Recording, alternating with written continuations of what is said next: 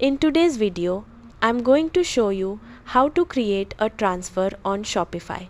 First, log in to your Shopify admin dashboard and click Products from the left-hand menu. Then select Transfers. Next, click Create Transfer.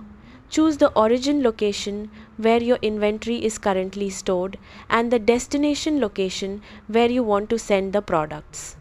After that, click Add Products and select the items you want to transfer. Enter the quantity for each product and review the transfer details.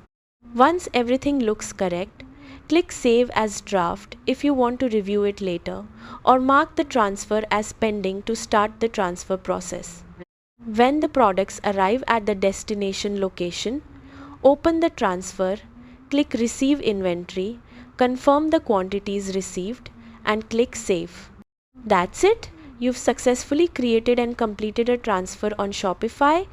Thanks for watching.